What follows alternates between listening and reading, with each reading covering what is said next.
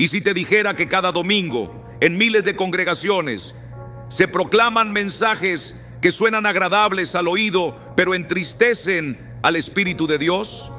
Hoy, miles de creyentes sinceros, hombres y mujeres que aman al Señor, que oran, que sirven, que diezman, acuden domingo tras domingo a iglesias donde no se anuncia el verdadero evangelio, sino una peligrosa mezcla de razonamientos humanos, psicología superficial y verdades a medias que jamás brotaron de la palabra de Dios.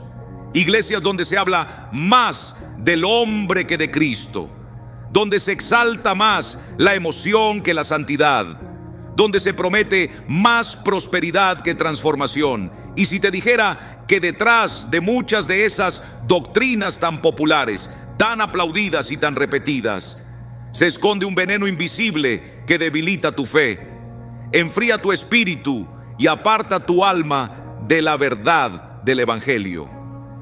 Existe una agenda espiritual oculta que ha penetrado en muchas iglesias semana tras semana, disfrazando el error con un barniz de religiosidad superficial. No se trata solo de herejías abiertas, sino de pequeñas desviaciones que poco a poco nos apartan del Cristo verdadero. Y lo más alarmante es que casi nadie las cuestiona. Se escuchan, se celebran, se repiten y se aceptan sin resistencia. Hoy vamos a desenmascarar 5 mentiras que se predican cada domingo en miles de templos cristianos y que muchos repiten como si fueran verdad de Dios. Mentiras que suenan dulces, pero carecen de sustancia, que motivan pero no transforman, que consuelan la carne pero debilitan el espíritu. Mentiras que pueden estar moldeando tu fe sin que lo notes, pero este no será un mensaje para condenar, sino para despertar. Porque el Espíritu Santo busca hombres y mujeres que amen más la verdad que la comodidad. Personas dispuestas a revisar lo que han creído, a examinar lo que han escuchado y a confrontar todo aquello que no provenga de Dios.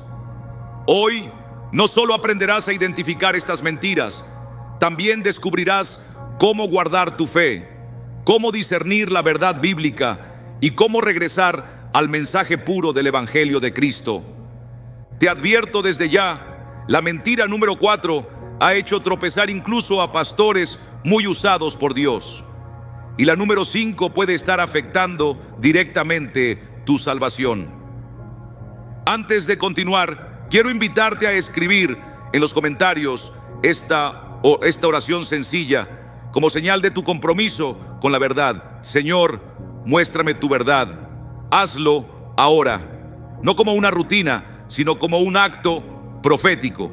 Que esa declaración sea tu testimonio público de que estás dispuesto a soltar toda mentira que hayas abrazado, por más popular o atractiva que parezca. Y si aún no lo has hecho, suscríbete al canal y dale me gusta al video. No lo haces por mí, lo haces porque cada clic permite que este mensaje alcance a más personas atrapadas en el engaño. Unidos somos parte de un despertar espiritual. Ahora abre tu corazón, abre tu mente y prepárate para recibir una verdad que puede sacudir hasta las raíces de tu fe. Comencemos. Primera mentira: Dios quiere que seas feliz por encima de todo. ¿Cuántas veces has escuchado esta frase?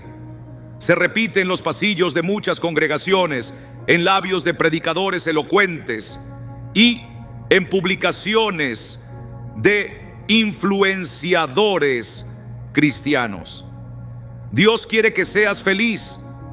A simple vista parece una declaración tierna, esperanzadora, incluso piadosa, pero detrás de esa dulzura se esconde una distorsión peligrosa que ha contaminado el corazón del Evangelio. Esta mentira nace de una corriente muy sutil, el humanismo disfrazado de espiritualidad, donde el centro de la fe ya no es Dios, sino el hombre. Es una visión enfocada en el bienestar emocional, en la realización personal y en la promesa de una vida sin dolor, sin conflictos, sin renuncias. El mensaje de redención y arrepentimiento ha sido reemplazado por frases motivacionales como: tú mereces ser feliz, Dios solo quiere verte sonreír, o si no te hace sentir bien, no viene de Dios. Son expresiones que apelan a nuestras emociones y deseos más profundos, pero que están totalmente desconectadas de la verdad bíblica. Esta enseñanza ha transformado a muchos en consumidores espirituales, personas que se acercan a Dios no por quien Él es, sino por lo que esperan recibir de Él. Y cuando el dolor llega a nuestra vida, cuando la prueba se presenta o las dificultades golpean la puerta, muchos creyentes deciden apartarse porque sienten que Dios no cumplió su parte del trato, hacerlos felices. Pero el problema no está en Dios, sino en la mentira que les enseñaron. La Biblia nunca promete felicidad como la meta suprema, sino santidad como propósito eterno. Y esa diferencia cambia por completo la perspectiva. La santidad no siempre es agradable. Muchas veces significa renunciar, enfrentar la verdad, recibir disciplina y atravesar el dolor. ¿Acaso se sintió feliz Abraham cuando Dios le pidió que ofreciera a su hijo en sacrificio? ¿Fue feliz Jeremías cuando lo rechazaron por anunciar un mensaje que nadie quería escuchar? ¿Se sintió feliz Pablo en medio de la cárcel, azotado y bajo amenaza de muerte? Podemos decir que Jesús experimentó felicidad en Getsemaní cuando sudaba sangre clamando al Padre. Estos hombres de Dios no vivieron buscando una felicidad pasajera, vivieron con la misión de obedecer, de agradar a su Señor, aun cuando eso significara lágrimas, soledad o sufrimiento. No buscaban obsesivamente sentirse bien, estaban entregados a hacer lo correcto. Ese es el verdadero llamado del Evangelio: no perseguir una vida fácil, sino tomar la cruz y seguir a Cristo. Ahora, ¿es malo desear la felicidad? El problema surge cuando ese deseo se coloca como el centro de la voluntad de Dios. En ese momento, el ser humano deja de seguir a Cristo y comienza a seguir su propia felicidad, usando a Dios como un medio para alcanzarla. Esa idolatría emocional es peligrosa, porque convierte al Creador en un siervo de nuestras emociones. Y cuando Él no responde como esperábamos, nos frustramos, dudamos o incluso lo culpamos. ¿Cuántos han abandonado su fe esperando que Dios quitara rápido el dolor, resolviera todos sus problemas o evitara la aflicción? Pero Jesús nunca prometió eso. Él no dijo: ven y serás feliz. Él dijo: si alguno quiere seguirme, niéguese a sí mismo, tome su cruz cada día y sígame. Esa cruz representa morir al yo, renunciar a los propios deseos y rendirse a la voluntad del Padre. Por eso, seguir a Cristo no garantiza una vida cómoda, pero sí asegura una vida con propósito eterno. Aquí debemos hacer una distinción fundamental: la diferencia entre la felicidad emocional y el gozo espiritual.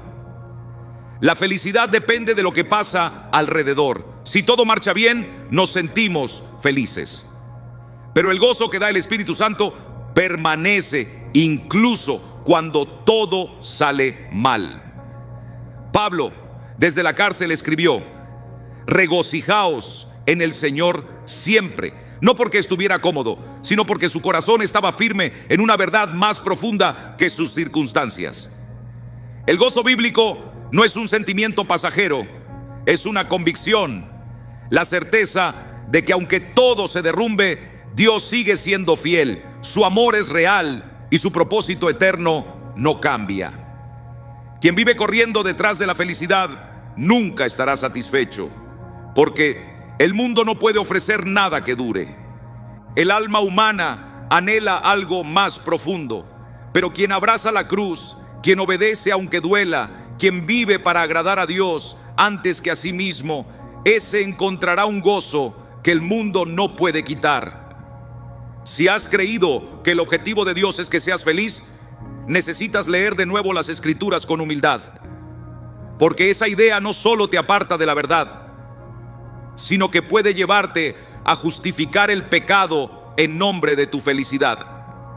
¿Cuántos dicen: Dios quiere que yo esté bien? Para encubrir adulterios, vicios, relaciones prohibidas o decisiones contrarias a su palabra. Pero Dios no traiciona su santidad para agradar a nuestras emociones.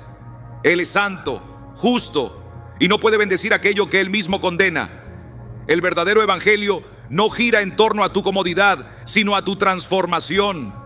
No fuiste llamado a una vida perfecta, sino a reflejar a Cristo, incluso en medio del dolor. Esa es la victoria del creyente, no escapar del sufrimiento, sino atravesarlo con la seguridad de que Dios lo usará para moldear tu carácter, fortalecer tu fe y acercarte más a Él. Por eso, no pongas tu confianza en una emoción pasajera. Pon tu fe en la verdad inmutable de Dios. No vivas tras una ilusión de felicidad. Vive para la gloria de aquel que te salvó. Porque en ese camino, aunque haya lágrimas, encontrarás un gozo que no depende del mundo, sino del cielo. Y ese gozo nadie podrá quitártelo. Segunda mentira, que toda creencia sincera conduce a Dios. Hoy vivimos en un tiempo en el que lo absoluto incomoda, en el que la verdad molesta, porque implica que algo es correcto y algo está equivocado.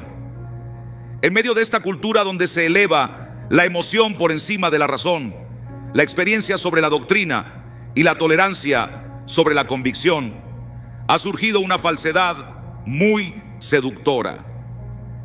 Se nos dice: no importa en qué creas, lo esencial es que lo creas con sinceridad.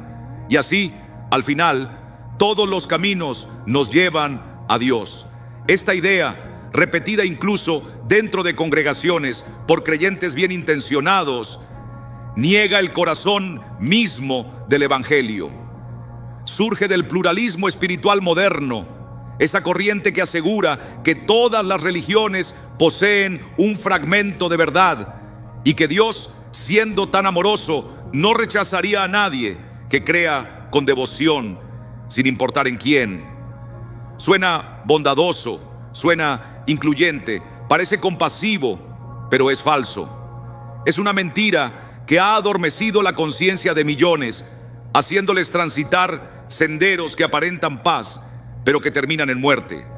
Jesús fue absolutamente claro, sin dejar espacio a ambigüedades, cuando pronunció las palabras más radicales y exclusivas de toda la Escritura. En Juan 14:6 declaró: yo soy el camino y la verdad y la vida. Nadie viene al Padre sino por mí. No dijo un camino entre tantos, ni una verdad relativa, ni una vida más entre varias. Dijo el camino y lo reafirmó con la declaración más contundente: nadie viene al Padre sino por mí. Eso significa que cualquier intento de llegar a Dios aparte de Cristo es falso. No importa cuán fervoroso parezca, cuánta fe contenga o cuán emocionado esté el corazón, si no es por medio de Jesús, no conduce al Padre. Y aquí surge una pregunta inevitable: ¿para qué fue necesaria la cruz si existían otros caminos? Si cualquier religión podía salvar, si la sinceridad era suficiente para alcanzar el cielo, ¿por qué el Hijo de Dios tuvo que ser traicionado, azotado, humillado, crucificado y muerto? ¿Cuál era el sentido de tanto sufrimiento si había otra ruta? Aceptar que todas las creencias llevan a Dios no solo es contrario a la Biblia, es una ofensa contra la cruz. Es decirle a Jesús: tu sacrificio no era necesario. Y eso, querido oyente, constituye una grave afrenta a la santidad y justicia de Dios. Pero hoy muchos predicadores evitan confrontar esta mentira, temiendo ser vistos como intolerantes. Se proclaman mensajes suaves que invitan a seguir tu corazón, a descubrir tu verdad, a encontrar lo divino en ti mismo. Se promueve la unidad sacrificando la verdad. Se busca aceptación social antes que fidelidad bíblica. Y todo esto se hace bajo la bandera del amor. Pero necesitamos comprender algo. El amor verdadero no justifica el error. El amor verdadero corrige con misericordia. Si ves a un niño corriendo hacia un precipicio, no lo abrazas diciéndole: lo importante es que lo hagas convencido. No, lo detienes de inmediato, aunque se enoje contigo, aunque tengas que gritarle. ¿Por qué? Porque lo amas. Así también es el Evangelio. No es amor decirle a alguien que va hacia la condenación que su camino es válido. No es amor afirmar que todas las religiones son aceptables. Eso no es compasión, es cobardía. El amor verdadero enfrenta el error, no para destruir, sino para rescatar. Este pluralismo moderno ha contaminado incluso la forma de predicar. Se invita a aceptar a Jesús para sentirse mejor, para sanar, prosperar o tener paz, pero no se habla del arrepentimiento. No se confronta el pecado, no se explica por qué necesitamos un Salvador. Jesús no vino para mejorar tu estilo de vida, sino como único escape del juicio eterno. No vino a hacer tu vida más cómoda, vino a salvarte de la condenación. Si quitamos la verdad absoluta del Evangelio, terminamos predicando a un Jesús incapaz de salvar. El apóstol Pedro fue tajante en Hechos 4:12: y en ningún otro hay salvación, porque no hay otro nombre bajo el cielo dado a los hombres en que podamos ser salvos. No existe otro nombre. No es Mahoma, no es Buda, no es Krishna, no es el universo, no es tu yo interior, no es ninguna otra figura ni energía espiritual. Es solo Jesús. Y sí, esa afirmación puede parecer ofensiva, pero es la verdad. Y precisamente porque es verdad, los apóstoles estuvieron dispuestos a morir por proclamarla. No entregaron su vida predicando una opción más entre muchas. Murieron porque afirmaban que Cristo es el único camino, y esa declaración desafiaba al mundo. Aceptar esa mentira no solo destruye la autoridad de la palabra de Dios, también anula el mandato de ir y hacer discípulos. Porque si todos los caminos fueran igualmente válidos, ¿para qué predicar el Evangelio? ¿Para qué enviar misioneros? ¿Para qué hablar del arrepentimiento? ¿Para qué advertir del pecado y del juicio venidero? Si bastara con ser sinceros, Jesús habría dicho: dejen que cada cual encuentre su senda. Pero él no habló así. Fue directo y contundente: hay que anunciar, enseñar y hacer discípulos, porque existe una sola verdad y todos los demás caminos conducen al engaño. Ahora te invito a examinar tu corazón con sinceridad. ¿Dónde has puesto tu confianza? ¿En el Jesús vivo de las Escrituras o en una imagen diluida, cómoda y sin cruz? Puedes tener una fe inmensa, pero si está depositada en el lugar equivocado, jamás te salvará. No importa cuán sincero seas, lo decisivo es en quién descansa tu fe. La sinceridad no salva, solo la verdad lo hace, y esa verdad tiene un nombre: Jesucristo. Hoy es el día de mirar tu fe, no bajo la luz de tus emociones, sino bajo la luz clara de la palabra de Dios. ¿Estás siguiendo al Cristo verdadero? ¿Estás dispuesto a confesar que solo Él salva, aun si el mundo te rechaza por ello? Porque ese es el costo de la fidelidad y el llamado de un verdadero discípulo: no agradar al mundo, sino honrar a Dios, proclamando la verdad que rescata. Mentira número 3: no juzgues nunca a nadie. Pocas expresiones han sido tan repetidas, malinterpretadas y usadas de manera peligrosa como esta: no juzguéis para que no seáis juzgados. Palabras que Jesús pronunció en Mateo 7:1, pero que fuera de su contexto se han convertido en un escudo con el cual muchos se protegen contra toda corrección. Esta frase, repetida como si fuera una ley universal de silencio absoluto, ha traído una de las deformaciones más graves dentro de la iglesia: la incapacidad de distinguir entre lo bueno y lo malo, temiendo sentirse culpables por hacerlo. Pero ¿realmente Jesús estaba prohibiendo todo juicio? ¿Es acaso un acto de soberbia corregir al hermano, discernir la doctrina o confrontar el pecado? La Escritura responde con claridad: no.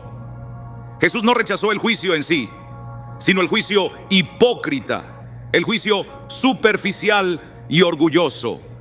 Él denunció a aquellos que señalan el pecado ajeno sin examinar el suyo, que condenan sin misericordia y ocultan su propia maldad. Eso sí es abominable delante de Dios. Y si seguimos leyendo en Mateo 7, tras el famoso "no juzguéis", Jesús dice: ¿por qué miras la paja en el ojo de tu hermano y no ves la viga en el tuyo? Saca primero la viga de tu ojo, y entonces verás bien para sacar la paja del ojo de tu hermano. En otras palabras, Cristo no prohibió juzgar, enseñó a hacerlo con pureza, con humildad y después de examinarnos a nosotros mismos. Esto revela una verdad central del Evangelio: el juicio justo es parte del amor cristiano. No se trata de condenar desde una posición altiva, sino de discernir con temor de Dios. La Biblia está llena de llamados a ejercer ese discernimiento. En 1 Corintios 2:15, Pablo declara: el espiritual juzga todas las cosas. Y en 1 Corintios 5:12 pregunta: ¿no juzgáis vosotros a los que están dentro? Se refiere a la iglesia, a los que se llaman hermanos. Si insisten en el pecado, deben ser amonestados, corregidos y restaurados, porque el juicio no es destrucción, es protección, restauración y disciplina santa.